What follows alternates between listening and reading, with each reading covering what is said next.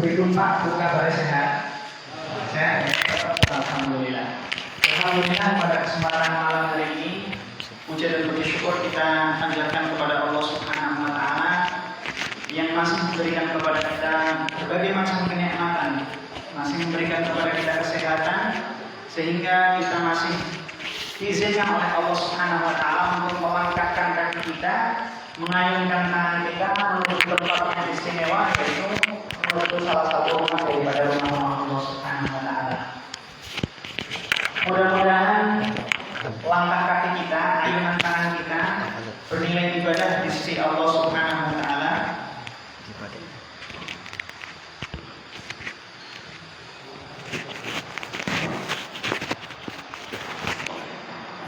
Bernilai ibadah di sisi Allah Subhanahu wa taala dan mudah-mudahan bisa menjadi salah satu pemberat timbangan di yaumul hisab nanti. Amin ya rabbal alamin.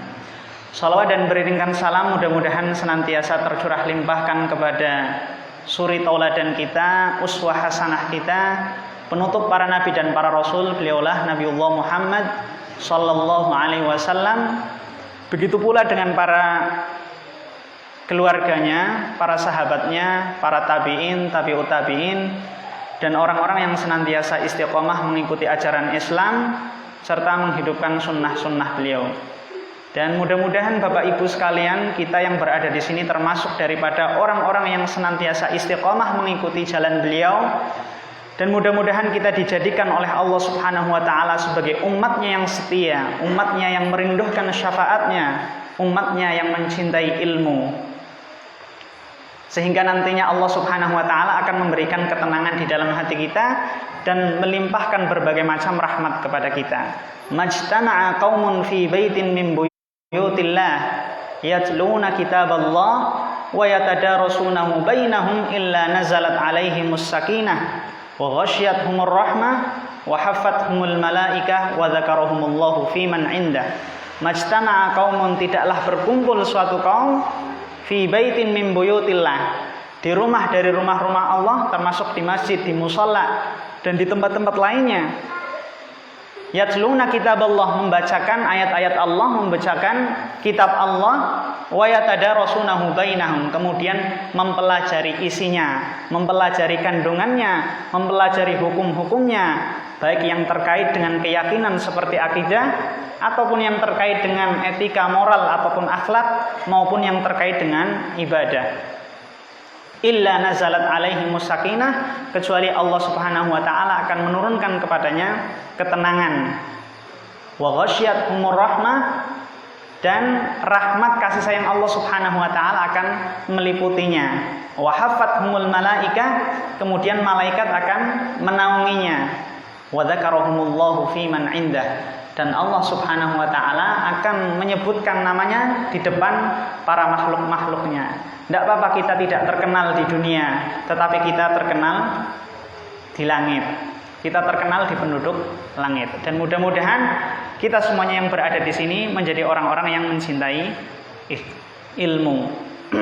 Bapak-bapak dan ibu-ibu sekalian yang saya muliakan dan saya hormati, di malam Jumat yang keempat, insya Allah kita akan bersama-sama mengkaji salah satu tema dalam ilmu Islam, yaitu tema fikih. Dan insya Allah kajian fikih ini akan kita ambilkan dari kitab, salah satu kitab fikih yang terkenal juga, yaitu Fathul Qorib Al-Mujib fi Syarhi Al-Fadhi Taqrib, yang ditulis oleh ulama berasal dari Palestina ataupun berasal dari Gaza. Beliau adalah Al-Imam Muhammad bin Qasim Al-Ghazi.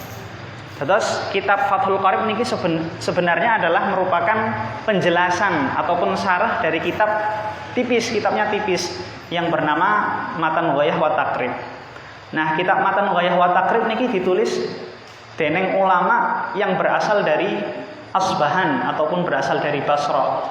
Ditulis oleh Al-Imam Al-Qadhi Ahmad bin Husain bin Ahmad Al-Asbahani, atau yang lebih dikenal di kalangan Indonesia dengan sebutan Abu Syuja. Lahir pada tahun 434, meninggal pada tahun 593 Hijriah. Terus umurnya niku dawa ngantos 160 sekian tahun.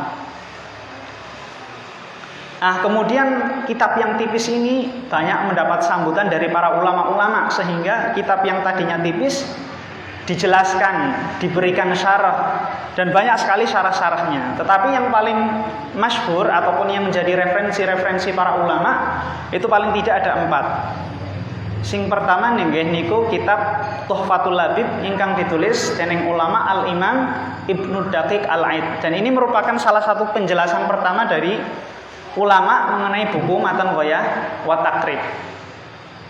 Kemudian yang kedua niku kitab jenengane Kifayatul Akhyar, ditulis oleh ulama yang bernama Al-Imam Taqiyuddin Al-Husni Al-Husaini. Kitabnya agak tebal, lebih tebal daripada kitab Tuhfatul Labib. Nah, kemudian yang satunya lagi, yang ketiga itu nama kitabnya adalah Al-Iqna fi Halli Al-Fadhi Matni Abi Syuja. Kitabnya tebal, pembahasannya juga detail rinci, yang ditulis oleh Al-Imam Muhammad Al-Khatib Asy-Syirbini.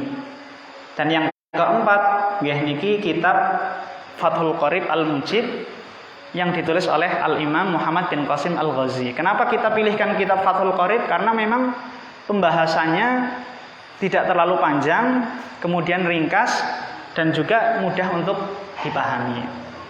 Itu sedikit prolog dari kitab Fathul Qorib.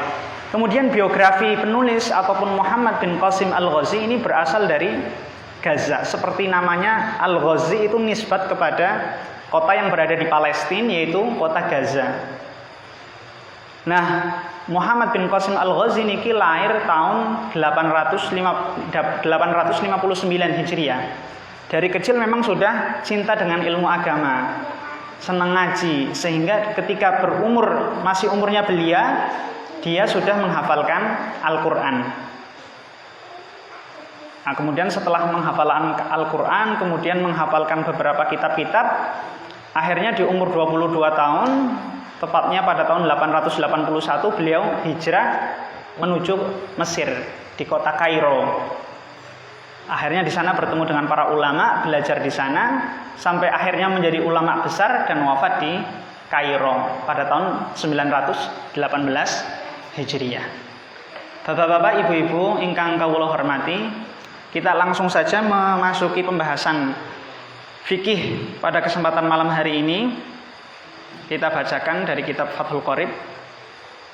Qala musannifu rahimahullahu ta'ala wa nafa'ana bihi wa bi'ulumihi wa bi'ulumi sairi salafis salihin fid dharaini amin. Kitabut Thaharah. Kitab Thaharah.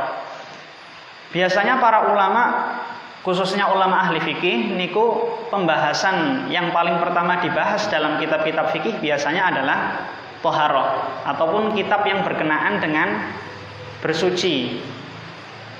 Kenapa? Karena memang bersuci itu menjadi salah satu syarat diterimanya berbagai macam amal ibadah. Kados salat nek mboten bersuci kan mboten sah. Kemudian ketika orang berhadas besar masuk masjid niku mboten angsal, utawi nopo megang Al-Qur'an mboten angsal nek berhadas besar. Maka kunci daripada diterimanya amal ibadah itu adalah nopo? Bersuci. Makanya Rasulullah Shallallahu Alaihi Wasallam di dalam sebuah hadisnya mengatakan miftahus shalah at-thaharah ataupun at-tahur. Kunci daripada diterimanya sholat yaitu adalah bersuci. Kalau orang sholat kemudian tidak bersuci, maka sholatnya tidak diterima. La tuqbalu shalah bighairi tahurin. Tidak diterima sholat tanpa bersuci. Oleh karena itu biasanya ulama membahas pembahasan yang pertama kali dibahas adalah thaharah. Seperti itu. Kemudian wa thaharatu bi fathi ta'i lughatan an-nadhafatu. Thaharah secara bahasa ataupun secara etimologi itu berarti nadhafah, bersuci ataupun bebersihan secara bahasa. Jadi kalau ada orang membersihkan bajunya dari kotoran itu disebut thaharah secara bahasa.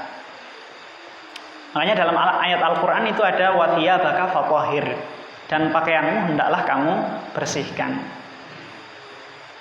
Wa thaharatu bi fathi ta. Ya, jadi thaharah ketika ta-nya itu di fathah, maknanya adalah an-nadhafah, yaitu bebersihan. Karena nanti ketika harokatnya dirubah, itu bisa merubah arti ataupun bisa merubah maknanya. Seperti misalnya wudhu. Wudhu itu kan huruf wawunya di dhammah. Wudhu itu artinya aktivitas di mana seseorang sebelum sholat melakukan apa? Membasuh tangan, kemudian muka, seterusnya sampai membasuh kaki. Itu dinamakan wudhu dalam bahasa Arab. Tetapi kalau harokatnya dirubah menjadi fathah, menjadi wudhu, maka artinya berbeda. Artinya menjadi air yang digunakan untuk berwudhu. Dados benten harokat bisa merubah makna. Antara wudhu dengan wudhu sudah berbeda makna. Sama halnya dengan mir'atun. Dalam bahasa Arab mir'atun itu berarti cermin, artinya cermin. Tetapi kalau huruf mimnya niki di fathah menjadi mar'atun, artinya juga berbeda, artinya menjadi perempuan. Nah, terus adoh maknane. Mir'atun cermin, mar'atun apa? Wong wadon. Nah, kemudian toharah ini oleh para ulama dibagi menjadi dua. Ada toharah maknawiyah, ada toharah hissiyah. Kalau toharah maknawiyah itu toharah yang tidak terlihat, toharah yang tidak bisa dirasakan oleh panca indera. Seperti ketika seseorang membersihkan hatinya, membersihkan jiwanya dari kotoran-kotoran hati, dari penyakit-penyakit hati seperti misalnya ghibah, kemudian riya, sombong, sum'ah dan lain sebagainya. Maka ini disebut dengan toharah maknawiyah. Toharah yang sifatnya tidak terlihat. Nah, yang kedua itu adalah toharah hissiyah yang bisa dirasakan oleh panca indera atau disebut juga dengan toharah lahiriyah. Nah, toharah lahiriyah ini seperti contohnya misal membersihkan kotoran dari pakaian ataupun membersihkan kotoran dari badan. Ini disebut dengan toharah hissiyah. Wa amma syar'an fa fiha tafasir katsira. Adapun secara syar'i ataupun menurut terminologi para ulama ahli fikih, yang namanya toharah itu memiliki banyak penafsiran ataupun banyak pengertian. Minha qauluhum. Nah, tapi yang diambil oleh penulis kitab ini ataupun yang diambil oleh Muhammad bin Qasim Al-Ghazi itu adalah fi'lun ma tustabahu bihi shalah. Jadi amalan ataupun perbuatan yang ketika perbuatan itu dikerjakan, orang boleh mengerjakan sholat. Itu yang disebut dengan toharah menurut Muhammad bin Qasim Al-Ghazi. Dan para ulama yang lain mengatakan bahwa yang disebut toharah adalah raf'ul hadats wa izalatun najas. Jadi mengangkat hadas kemudian menghilangkan najis. Nah, hadas ini merupakan kondisi ataupun situasi di mana seseorang terhalang untuk melakukan sholat, tidak boleh melakukan sholat. Kayak misalnya orang yang habis buang air besar maupun buang air kecil. Nah, orang yang seperti ini orang yang berhadas tidak boleh sholat. Atau orang yang haid, nifas, kemudian junub, ini juga disebut orang yang berhadas. Dia tidak boleh sholat. Sementara yang disebut dengan najis ataupun khobath itu adalah bendanya, barangnya. Jadi kalau orang yang berhadas itu seperti orang yang buang air kecil, buang air besar, maka najis itu ya air kencingnya dan kotorannya itu najis. Fi'lun ma tustabahu bihi shalah ay min wudhu'in wa ghuslin wa tayammumin wa izalati najasatin. Nah, bentuk ataupun jenis daripada toharah itu ada 4 macam kalau dalam buku ini. Yang pertama, jenis pertama daripada toharah adalah wudhu. Yang pertama adalah wudhu. Nah, wudhu ini digunakan untuk mengangkat hadas kecil. Semisal buang air kecil ataupun buang air besar, atau ketika seseorang menyentuh kemaluannya. Maka dengan dia berwudhu, dia dalam keadaan ataupun kondisi suci. Makanya kalau dalam ayat Al-Qur'an itu dikatakan wa idza ya ayyuhalladzina amanu idza qumtum ilas sholati faghsilu wujuhakum sampai ilal ka'bain, yang menjelaskan tentang ketika seseorang mau mengerjakan sholat hendaknya dia mengerjakan wudhu. Nah, ini untuk mengangkat hadas kecil. wa ghuslin ataupun mandi. Nah, kalau mandi ini digunakan untuk mengangkat hadas besar seperti misalnya haid ataupun nifas ataupun janabah. Baik janabah yang disebabkan karena berhubungan suami istri ataupun yang disebabkan karena mimpi basah. Nah, jadi kalau orang mimpi basah ataupun mimpi basah itu tidak boleh langsung sholat, masuk masjid sholat tidak boleh, tidak diterima sholatnya, karena dia dalam keadaan tidak suci ataupun dalam keadaan berhadas. Sehingga dalam ayat Al-Quran dikatakan wa in kuntum junuban fatahharu, apabila kalian dalam kondisi junub maka hendaklah kalian bersuci. Nah, bersucinya cara mensucikan orang yang janabah ataupun orang yang junub yaitu dengan mandi, tidak cukup dengan wudu. Wa tayammumin, dan juga bentuk yang ketiga ataupun jenis thaharah yang ketiga itu adalah tayamum. Nah, tayamum ini dilakukan bisa menggantikan wudu, bisa juga menggantikan mandi. Jadi ketika orang junub ataupun orang yang berhadas kecil, dia tidak mendapatkan air, maka boleh diganti cukup dengan tayamum. Karena tayamum ini bisa digunakan satu ketika faqdul ma, ketika tidak ada air. Dalam kondisi junub ataupun dalam kondisi hadas kecil, kemudian sudah masuk waktu sholat, tapi dia tidak menemukan air, maka dia boleh bertayamum. Walaupun dia tidak sakit, karena tidak ada air. Yang kedua, ada qudrati listi'malil ma'. Kalau orang itu tidak mampu menggunakan air.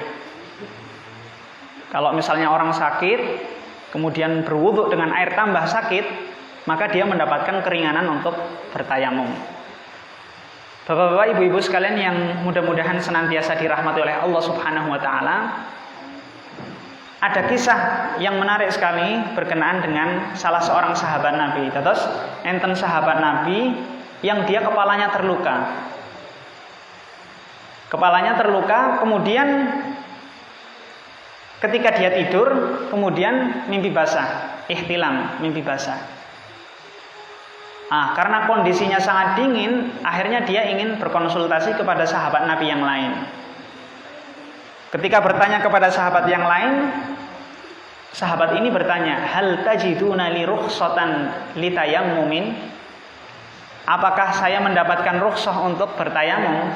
Nah, maka spontan jawaban sahabat nopo?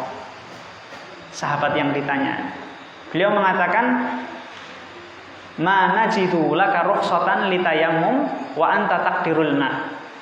Kami tidak mendapati kamu mendapatkan rukhsah untuk bertayamum sebab kamu masih mendapati air. Maka ketika mendapatkan jawaban tersebut, ya udah sahabat itu yang junub langsung mandi. Selang berapa saat akhirnya meninggal dunia.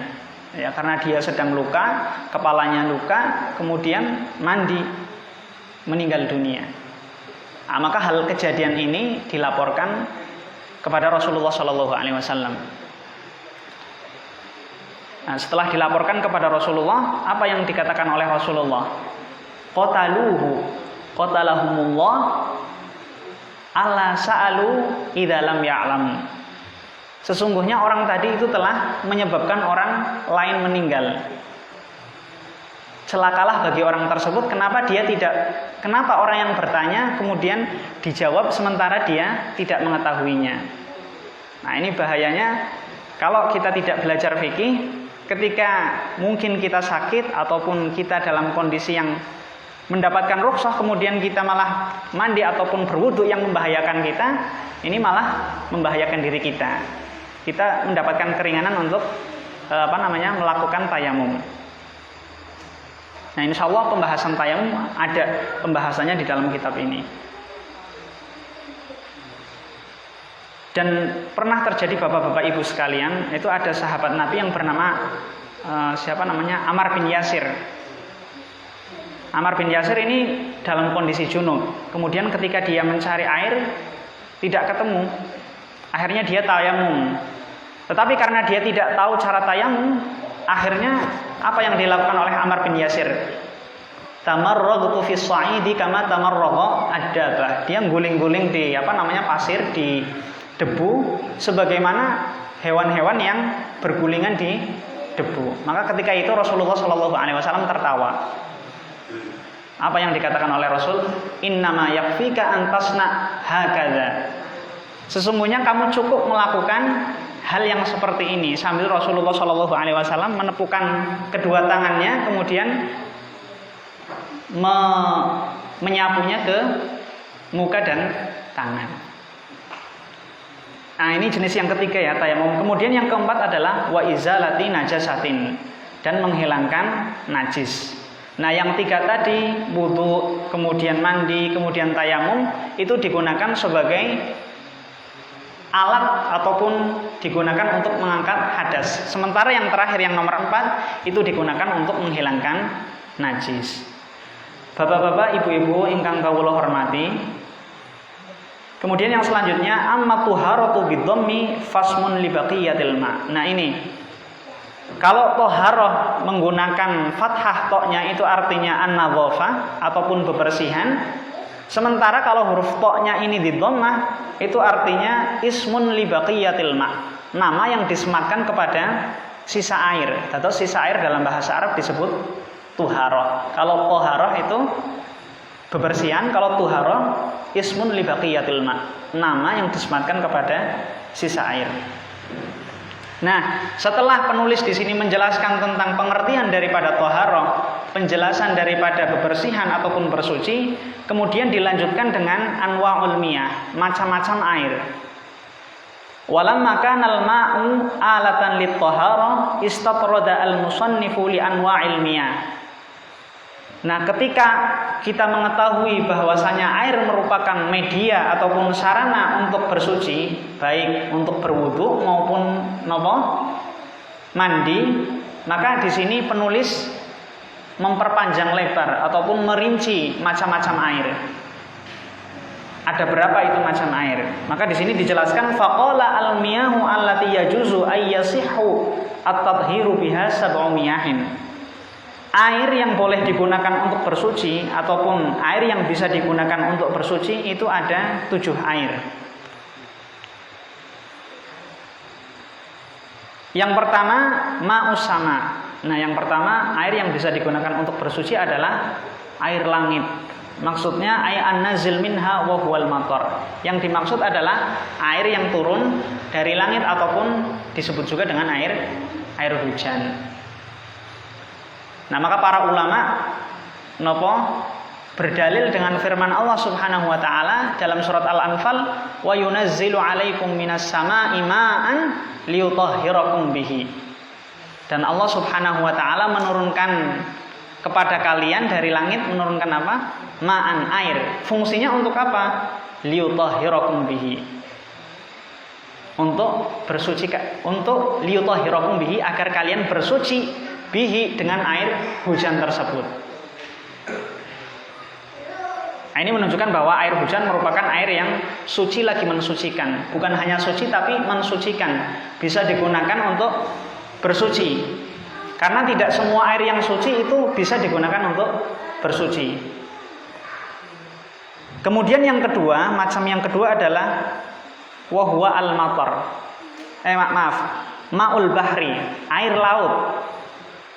Ay al-malihu, air laut yang rasanya asin.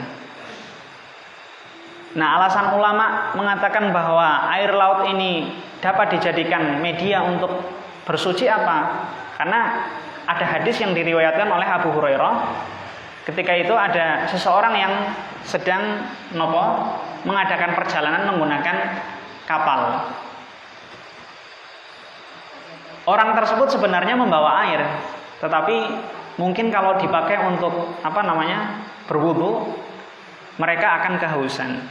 Nah, maka sahabat tersebut bertanya kepada Rasulullah Shallallahu Alaihi Wasallam, afanatawaddau bima'il bahri. Apakah mungkin wahai Rasul kita berwudu menggunakan air laut? Nah, maka setelah itu Rasulullah pun menjawab, huwa tahuru ma'uhu al-hillu maitatuhu. Air laut niku suci lagi mensucikan, kemudian binatang yang berada di dalamnya itu halal. Maitah ataupun bangkai yang berada di dalamnya itu halal untuk dimakan. Nah, maka hadis ini dijadikan alasan oleh para ulama mengapa air laut itu bisa digunakan untuk bersuci. Nah, kemudian yang selanjutnya, yang pertama tadi air hujan, kemudian kedua air laut, kemudian yang ketiga wama'un nahri, wama'ul bi'ri, wama'ul aini. Kemudian yang nomor ketiga adalah air sungai. Yang keempat air sumur, kemudian yang kelima itu adalah air mata air, bukan air mata ya, air mata air. Nah, apa alasan para ulama menjadikan air sumur ini sebagai air yang suci lagi mensucikan?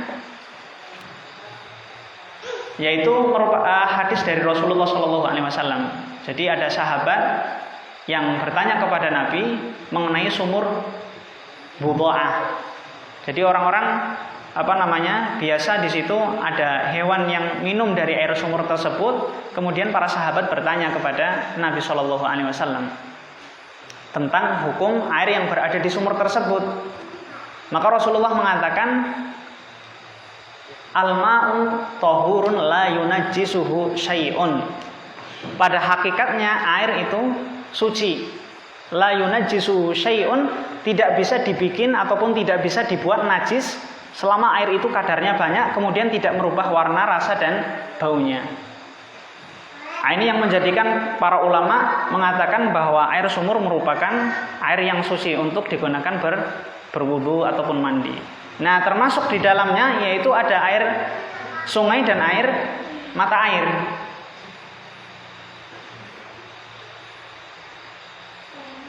Kemudian yang selanjutnya wama'ul thalji wama'ul bardi. Air salju ataupun air embun. Nah, kalau di dalam sholat kita, di dalam iftitah kita membaca Allahumma ba'id baini wa baina khotoyaya sampai Allahumma ghsilni bil ma'i wa thalji wal barad. Ya Allah, basuhilah kami ataupun basuhilah saya, bersihkanlah saya, dosa-dosa saya dengan apa? Dengan air, kemudian dengan salju ataupun dengan air embun. Nah, ini sehingga dijadikan dalil untuk diperbolehkannya berwudu dengan air salju ataupun air embun. Tapi nggih rasa-rasane mboten bakal teng mriki wudu ngangge air salju. Karena selama masih ada air di sumur, kenapa harus menggunakan air salju? Sementara salju di sini mboten enten. Bapak-bapak, ibu-ibu ingkang kawula mulyakaken, kemudian kita lanjutkan wa yajma'u hadhihi sab'ah qauluka ma nazala minas sama'i au naba'a minal ardi ala ayyi sifatin kana min aslil hilqah. Jadi air yang 7 tadi, air sumur, kemudian air hujan, air laut, air sungai dan lain sebagainya bisa kita singkat menjadi ma nazala minas sama au naba'a minal ard. Jadi setiap air yang turun dari langit kemudian berasal dari bumi ala ayyi sifatin kana min aslil hilqah. Asalkan sifatnya masih asli, sifatnya masih murni sebagaimana awal penciptaannya, maka itu bisa digunakan untuk bersuci, baik untuk berwudu maupun untuk mandi. Nah, kemudian setelah penulis menyebutkan tentang apa itu yang dimaksud dengan toharoh, kemudian pembagian-pembagian air ataupun anwa'ul miyah, macam-macam air, kemudian penulis di sini menyebutkan tentang aqsamul miyah ataupun jenis-jenis air ataupun pembagian air. Kalau yang pertama tadi anwa ataupun macam-macam air, sekarang adalah pembagian air. Tsummal miyahu tanqasimu ala arba'ati aqsam. Kemudian air itu dibagi menjadi 4 macam. Ahaduha tahirun fi nafsihi mutahhirun li ghairihi. Jenis ataupun pembagian yang pertama pada air yaitu air yang suci fi nafsihi. Bendanya suci, zatnya suci, barangnya suci, airnya suci. Mutahhirun li ghairihi. Mutahhirun iku artine saged digunakan untuk bersuci. Karena seperti yang kita sampaikan tadi bahwa ada air yang suci tetapi tidak bisa digunakan untuk bersuci. Ghairu makruhun isti'maluhu, dan tidak makruh menggunakan air tersebut. Wa huwa al-ma'al mutlaq, yaitu air mutlak. Wa huwa al-ma'al mutlaq an qaidin lazim. Jadi air yang disebut dengan air mutlak itu adalah air yang terbebas dari tambahan ataupun sifat yang mengikat. Nah, maksudnya qaidun lazim ini kalau membaca sendiri memang agak agak susah. Yang disebut dengan qaidun lazim itu sifat yang mengikat. Contohnya sifat yang mengikat pada air niku misal air kopi. Air kopi ketika berada di termos, ketika dituang di gelas, orang akan mengatakan itu air atau kopi. Pasti kopi. Nah, ini namanya sifat yang mengikat. Dia tidak bisa lepas walaupun dipindah kemana-mana, orang akan menyebutnya kopi. Ataupun air teh. Ketika ditaruh di nopo teko, nggak air teh. Ketika dituangkan di gelas, orang akan menyebutnya sebagai teh, bukan menyebutnya sebagai air. Itu namanya qaidun lazim, sifat ataupun tambahan yang mengikat pada air, yang melekat pada air, tidak bisa dipisahkan. Nah, ini tidak boleh digunakan untuk berwudu. Nah, ketika orang berwudu menggunakan kopi, susu ataupun teh, maka tidak sah wudunya. Kemudian fala yadurrul qaid al-munfaq. Sementara sifat yang tidak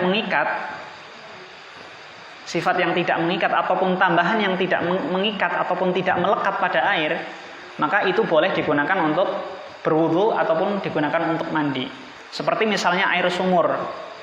Air sumur ketika saya ambil kemudian dipindahkan ke ember, maka orang menyebutnya sebagai air, bukan menyebut sebagai sumur. Ataupun air yang berasal dari mata air. Ketika kita ambil kemudian kita pindahkan ke ember, orang akan menyebutnya sebagai air, sebagai air mutlak. Ataupun air yang berada di aqua. Ketika kita pindahkan ke gelas, orang akan menyebutnya sebagai air. Nah, maka ini boleh digunakan untuk berwudu karena sifat pengikatnya di sini bisa dilepaskan.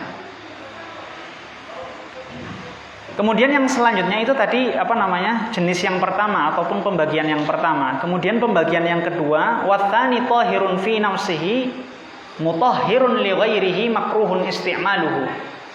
Jenis air yang kedua itu adalah air yang dia suci, zatnya suci, bendanya suci, barangnya suci. Mutahhirun li ghairihi, kemudian dia juga mensucikan, bisa dipakai untuk bersuci, tapi makruhun isti'maluhu. Tapi ketika dipakai itu makruh. Kalau yang pertama tadi nggak makruh dipakai karena dia ma'ul mutlak. Kalau yang kedua ini jenis air yang kedua makruh untuk digunakan. Fil badani la fi thawb. Tapi air ini hanya makruh digunakan ketika digunakan di anggota badan.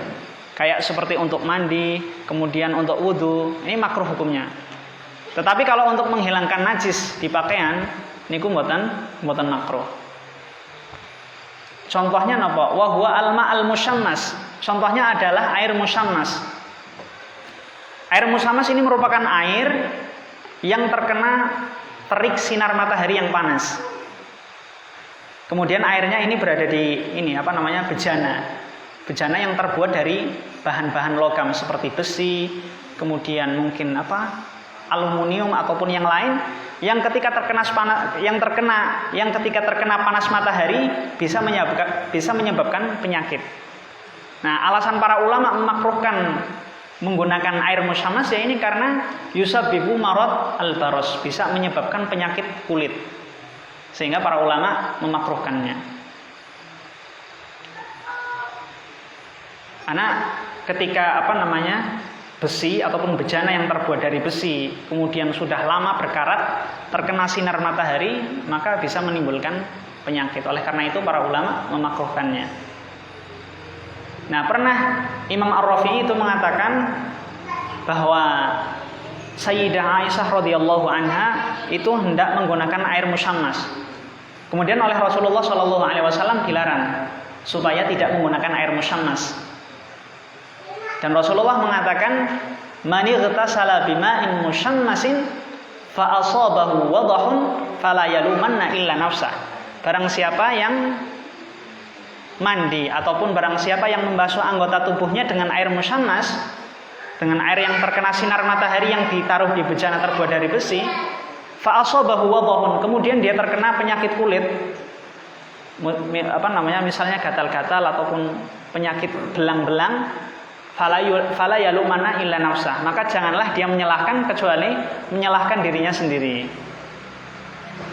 Nah ini, sehingga air musyammas hukumnya makruh digunakan. Tetapi para ulama membuat catatan kapan air musyammas ini makruh untuk digunakan. Nah di sini dilanjutkan wa innama yukrahu syar'an biqatrin harin. Air musyammas itu makruh digunakan ketika satu, air itu berada di daerah ataupun di tempat yang memiliki iklim panas, sangat panas. Seperti mungkin di Timur Tengah, daerah Timur Tengah itu panas. Kalau di Indonesia mungkin panasnya nggak terlalu panas, sehingga tidak terlalu membahayakan. Nah kemudian catatan yang kedua para ulama, kapan air musyammas itu dimakruhkan? Fi ina'in mumtadi'in min ma'danin, ketika air tersebut berada di bejana yang terbuat dari logam ataupun terbuat dari besi. Kalau semisal terbuat dari plastik ataupun barang-barang yang lainnya, maka tidak dimakruhkan oleh para ulama. Wa yukrahu aidan syadidus suhunah wal burudah. Nah, kemudian juga air yang terlalu panas ataupun air yang terlalu dingin ini juga makruh untuk digunakan. Karena barangkali air yang terlalu dingin ketika dipakai bisa membahayakan diri kita. Makanya dalam ilmu fikih ataupun dalam kaidah fikih itu dikatakan ad-dharar yuzal. Sesuatu ataupun segala sesuatu yang membahayakan itu dihilangkan. Nah, termasuk berwudu dengan air yang terlalu panas ataupun air yang terlalu dingin yang membahayakan kita. Nah, itu mungkin bisa dihindari karena bisa membahayakan diri kita.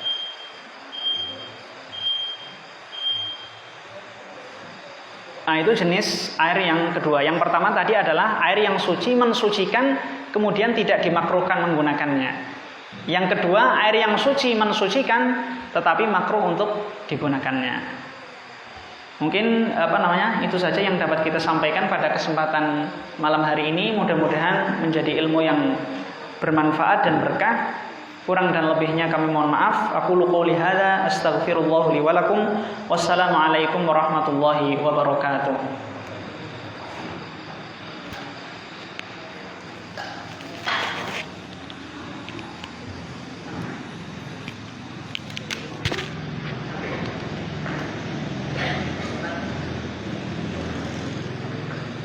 Jazakallah buat Ustaz Faizal Al-Dinansi atas materi yang beliau sampaikan.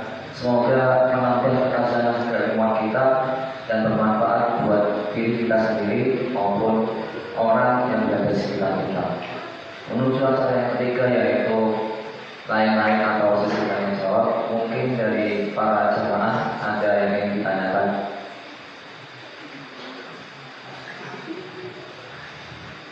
Cukup. Kalau tidak ada